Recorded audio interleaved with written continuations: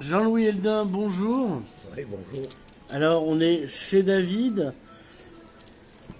David qu'on avait connu à Place Rigaud, qui se retrouve maintenant en bourgeoisie, pas loin de ce qui fut la FNAC. Jean-Louis Eldin, alors, on va dire agent immobilier, mais c'est de la déconne. Non, c'est pas ça. Ça, Non.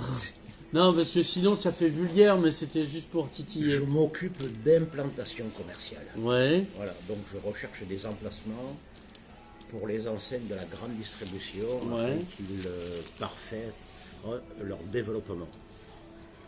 Voilà, alors donc là-dessus, donc ça c'est un intérêt, on est au centre-ville, là de Perpignan, et catalan, mais qui vit à Salon de Provence. Alors, je suis catalan d'origine, j'ai vécu à Perpignan jusqu'en 1993. Mmh, Après, pour des raisons professionnelles, je me suis exilé. mmh. Et je suis maintenant en Provence et je reviens de temps en temps à Perpignan voir certains proches. Alors le centre-ville, il est comment? Il est dynamique, comme dirait Jean-Marc Pujol. Alors, tout à l'heure, je me suis garé au parking Catalogne, Mmh, de la place de Catalogne, et je suis allé un peu traîner en ville pour me rendre compte de l'état des lieux, oui. ou pour faire un état des lieux. Alors, heure du décès? Alors, mais j'étais en 1964 à Gérone. Ouais. C'est à peu près la similitude. Alors, dans les épisodes précédents, les gens connaissent Gérone maintenant. Gérone avant était couverte de suie, on va dire. Mais c'était une C'était vieille noir, vieille ville, noire. Pas du tout sexy, pas du tout agréable. Et les gens de Gérone, ben, ils venaient, soit ils allaient à Barcelone faire les courses, soit ils venaient à Perpignan, Mhm. dans la grande ville française. Voilà. Voilà. Oui, parce qu'à l'époque, Perpignan avait encore une aura. Et Alors, jusqu'aux années 80, moi j'ai mes cousins, mes cousines de Saint-Fiou-les-Guichols qui venaient faire les courses à Auchan, Perpignan. j'ai Victoria Avril qui m'a raconté qu'elle était venue à Perpignan aussi. Voilà. Et maintenant c'est l'inverse. Voilà, c'est à plus quoi. Exactement. Donc, qu'est-ce qu'il faudrait pour relancer un centre-ville dans cet état? Vous qui faites du placement produit dans des de boutiques de qualité, on va dire. Alors il y a un mix à faire entre la volonté de la municipalité. Ouais, Donc ça c'est la première chose, une volonté économique et politique. ouais. Et après une prise de Il y a, compte. il y a une supposition qu'elle n'y est pas, là, vu l'état du centre. Mais il y en a un qui a dit no parking, no business. Ouais. Voilà. Donc si on a des parkings, Ben, on a des parkings. voilà. Moi je me suis mis au parking de la place de Catalogne. Ouais. Ça va me coûter une dizaine d'euros. Ouais. Ça ne va pas m'empêcher de dormir. Ouais. Il y a des gens, 10 euros, ça va les empêcher de manger. Oui, déjà 5 euros. Voilà. Donc si on vient faire des courses en ville, certaines villes le font Mhm. et ça marche. Donc on fait une gratuité des parkings, mettons le mercredi, le samedi après-midi. Mhm. En période de fête, on fait les 8-10 derniers jours du mois de décembre Mhm. gratuits. On demande aux ASVP, Alors, c'est quoi les SVP? c'est les gens qui font les parcs-mètres, D'accord. comment ça s'appelle en région parisienne, Les les pervenches. aubergines ou les pervenches, Ouais. d'être laxistes sur Ouais. les horaires. Disons que la personne qui a payé jusqu'à 2 Oui, c'est heures. pas ce que fait Indigo. Ah, Qui est là, pourtant, l'Indigo est proche de la pervenche, mais. voilà, mais Indigo, il est là pour faire du chiffre, c'est Ouais, pas pareil. oui, c'est un privé, il n'est pas là pour tartiner des anchois. Exactement. Il y a des municipalités qui demandent à leur personnel ou aux gens qui s'occupent des parcs-mètres Mhm. d'être un peu plus souples sur les horaires, de ne pas systématiquement verbaliser, Mhm. pour pas inciter les gens à ne plus venir. Oui. Voilà. Bah, en même temps, pourquoi je m'emmerderais à venir au centre-ville? Enfin, moi, je suis puni, j'y vis. Si ça me coûte plus cher dans des commerces où ça coûte plus cher que ce que je peux commander sur Internet ou des endroits où il y a des parkings, quoi. Mais C'est la base, quoi. si on veut concurrencer les gens qui se trouvent à l'extérieur, il faut porter un avantage. Alors, ça a l'air bête de le rappeler, je sais, mais bon, Non, un indice. mais un indice. Soit on a des prix hyper compétitifs en ville, Ouais, ce qui n'est pas le cas. ce qui n'est pas le cas, soit on peut se garer facilement à moindre coût, ce qui n'est pas le cas. Soit il y a des gens tellement sympas et sexy que On a envie de venir. on a envie de venir. Des gens drôles comme David. On salue David. Voilà. Donc là, en fait, les trois conditions sont absolument pas réunies ou j'ai raté un épisode? Mais non, il n'y a rien. Ouais, c'est ce qui me semblait. Tout est fait pour pas que les gens viennent. D'accord. Donc il faut pas s'étonner qu'il y a personne. C'est Non, c'est pour être sûr. Non, mais en plus, c'est une évidence. N'importe quel gamin de 14 ans peut poser un diagnostic, s'il est censé. Oui. Voilà. Bon, s'il se drogue avec des cartouches de chantilly, bon, moins, mais... Là, c'est différent. Mais c'est la tendance chez nous. voilà. Quand on prend n'importe quelle ville du tiers-monde, Ouais. quel que soit le tiers-monde, hein, Oui. On dit on paye, on vote développement, hein, c'est pour... voilà. Sinon, Et c'est discriminant. Oui, tout à fait. Mais j'aime bien la discrimination. Voilà. Il y a un Chinois qui a dit si tu sais pas sourire, ne fais pas du commerce. Oui, voilà, c'est... Ça veut tout dire. Donc, oui, mais enfin bon, est-ce que c'est pas un peu cliché, ça? C'est cliché. Et ça marche. Ah! Oui, ça ça marche. C'est peut-être le seul argument.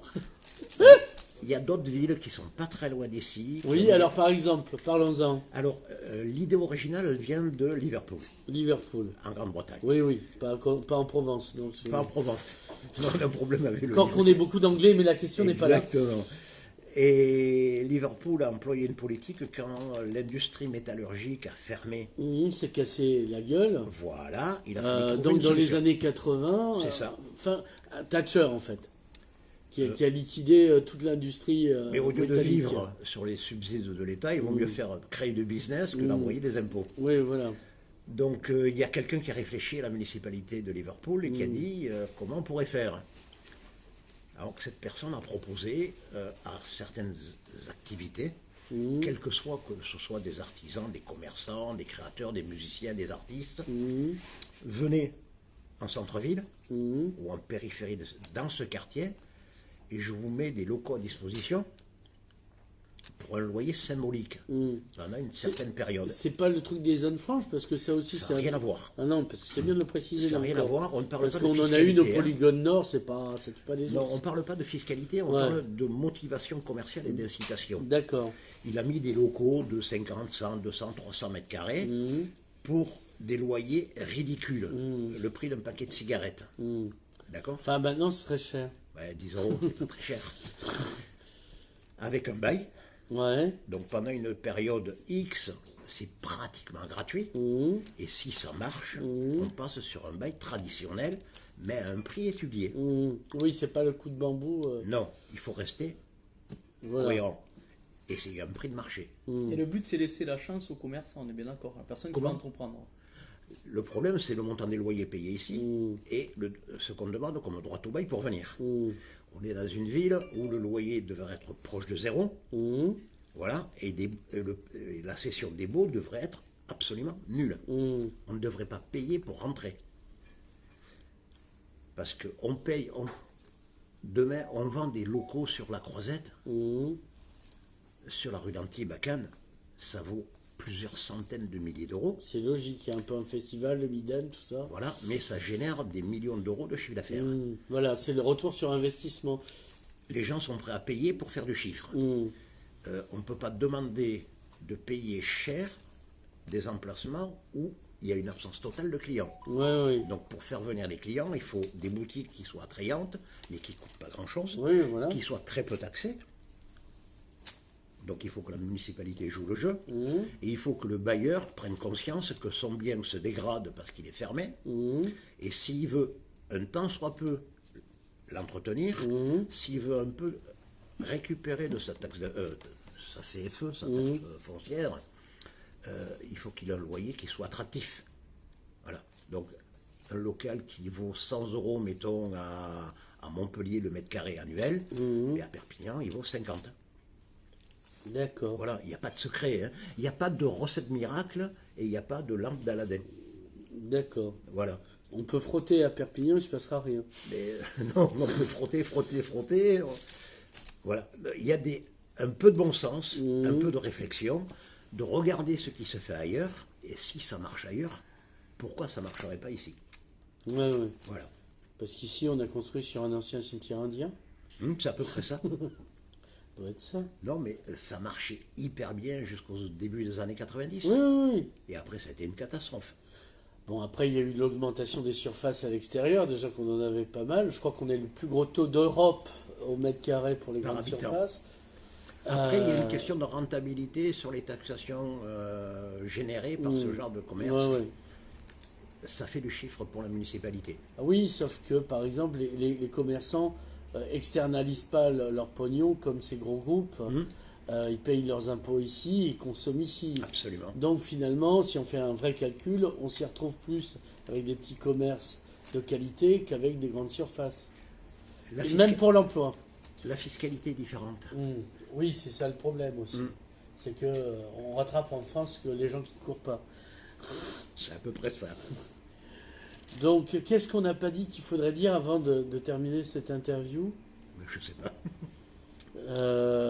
Donc, de le Salon de Provence, est-ce que le Catalan reviendra faire son oui. tour Non, je reviens parce que bon, j'ai des attaches familiales ici, j'ai des attaches amicales depuis pas mal d'années, vu mon grand âge. Je suis très attaché à mes origines, ça c'est évident. Et puis il y a peut-être un business à faire. Ouais. Il y a un challenge qui peut être sympathique.